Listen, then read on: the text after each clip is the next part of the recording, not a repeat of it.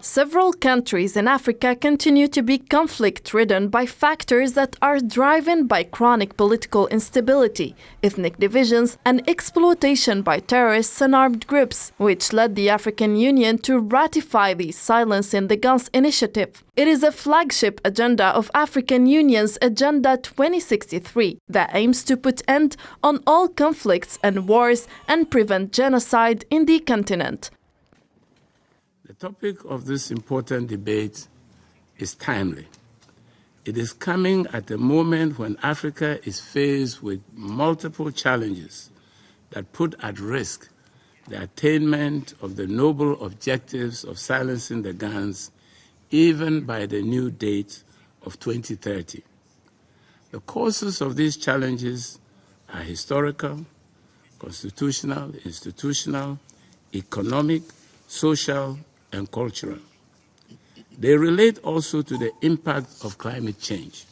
On his part, the president of Mozambique, Filipe Nyusi, who chaired the meeting, told council members that the global terrorism threat remains critical.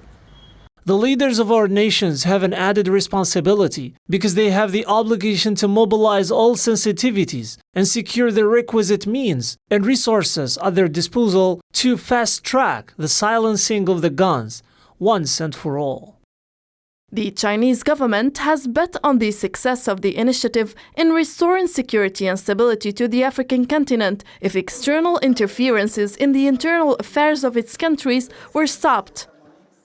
Africa knows its conditions and African countries can guarantee security and peace. The international community should adhere to the principle of African solutions to African problems. It should provide assistance on the basis of respect and trust, instead of interfering in the affairs of African countries on the grounds of human rights and seizing opportunities for African transformation.